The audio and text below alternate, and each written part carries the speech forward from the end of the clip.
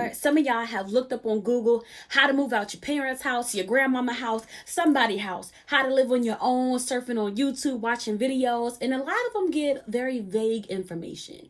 But your girl has actually lived on her own since 19 years old for a long period of time, years, and then I just moved back home last year, April, and now I'm about to move out in November. That is my goal, is going to happen. So I know the do's and don'ts. I know what you should plan for, and I know what I'm about to do moving forward. So I feel like this video will actually be the most resourceful to you. So if you're looking to move out this year or anytime, you can use this video anytime that is good for you. Make sure you stay tuned. First things first, I know this might seem like the boring part, but it's definitely important. You need to know, why is it that you're moving? Living on your own, being out on your own is a beautiful thing. However, you don't want to go into a situation where you're kind of already struggling financially to move into another situation where now your livelihood is at stake. Well, right now you kind of live under somebody else's roof, and then you know, if you can't pay your phone bill, it's like, at least I have somewhere to stay. But then you move out and it's a whole nother story. So you got to be careful with that. Number one, why is it that you want to move? I moved out at 19, not because anything was wrong with my household. I freaking love my mom to death. I just always dreamed of living on my own. And my mom moved out when she was 18, and I felt like I had to follow in her footsteps. I had to do the same thing that she was doing at the time she was doing. So when I moved out at 19, I was a little bit disappointed in myself. I'm like, dang, girl, you didn't do it at 18? So not a really great reason. When I moved out, I had $3,000. Some would say, dang, okay, $3,000, that's good. Okay, well, first of all, I was young.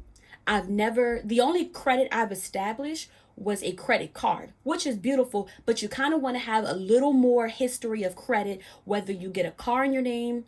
And let's say, do not move out if you do not have a functioning vehicle. Uber, Lyft, cabs, all that stuff can be very expensive. If you have your license, I would suggest getting a car. You don't necessarily have to go the car note route. You might want to just get a car that's already paid for, but just so you can move around, because it becomes very expensive, like keep getting rides and stuff like that, when you can put $25 every 2 weeks, depending on the kind of car you get, into your gas tank and be able to move around freely the way you need. So I'll say that.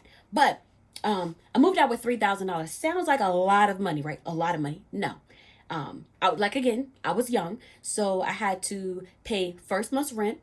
Security deposit was the first month's rent, so that's basically 2 months of rent up front, and then I had to plan for my first set of bills. Luckily for me, I'm very organized person. So when I was thinking about a BG&E bill, so like your electric and gas, and when I was thinking about like groceries, having to put gas in my car insurance, when I was thinking about these things, I kind of added like $50, depending on the thing, like $100. So I kind of over planned.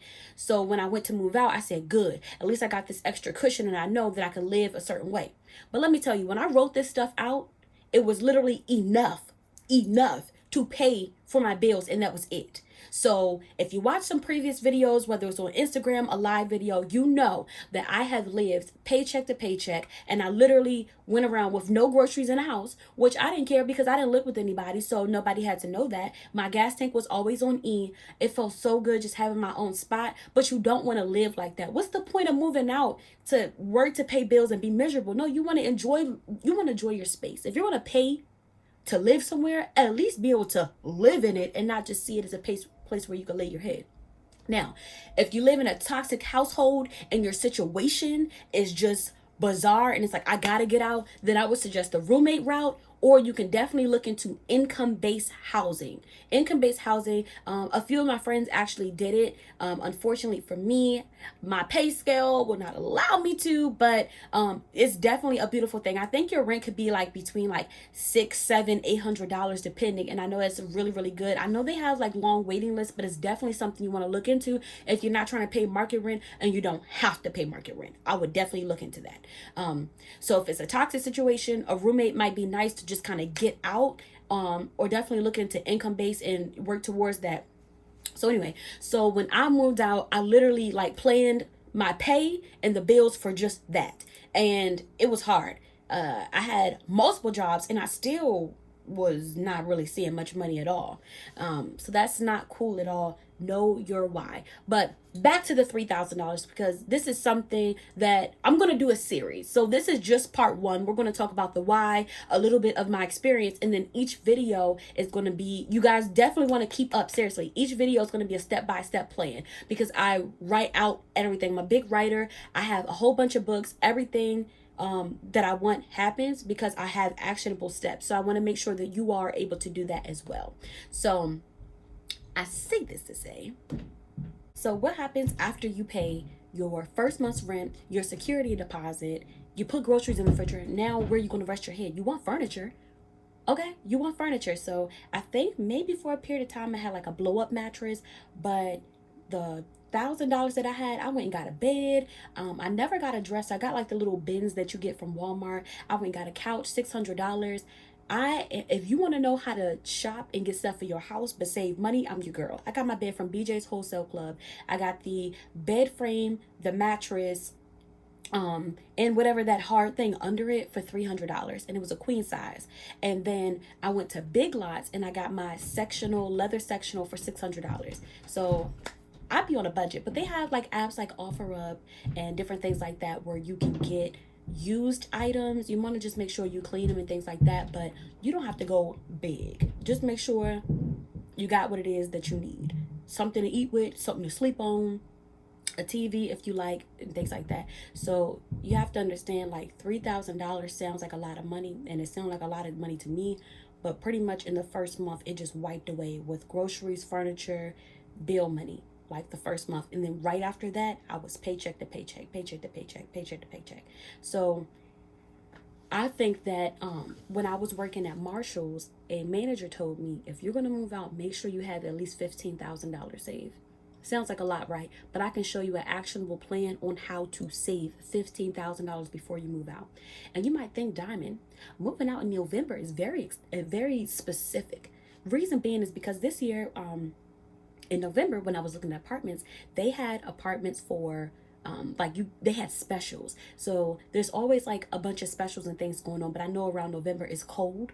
Nobody really feels like moving, and before the year, like the next year comes up, apartments want to fill those places. They want to make money. So like it was like you get 2 months rent free, or you don't have to pay a security deposit. It was like things like that. So I'm like, oh yeah, if I can stack all this bread, move a certain way to November, then be able to move in without paying the first 2 months rent, and like start off that way, oh, we in there like swimwear.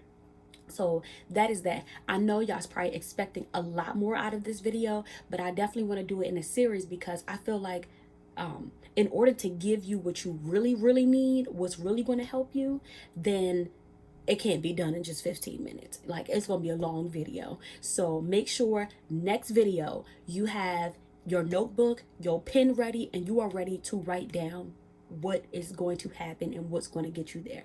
I promise you. You're going to be like, Diamond, oh my gosh, thank you, girl. I got my spot. So with prayer, motivation, an actionable plan, and manifestation, child, if you want to move this year, then it's for you. Or whenever you want to move, we're going to make it happen. So make sure you like, comment, subscribe, and be tuned for the next video, because the next video is going to be making sure that you have a good job. So if you're in an okay situation, like, I don't know how much you all make, whether it's $12, $15, $16, I don't know, but you know, how to get better paying jobs to kind of fit your lifestyle where you want to live. And then also how to save money, like an actionable plan on saving money, like being strict and disciplined with saving your money. I got you covered. So y'all have a wonderful day, a great day, a blessed day, and I cannot wait to see you in my next video. Peace.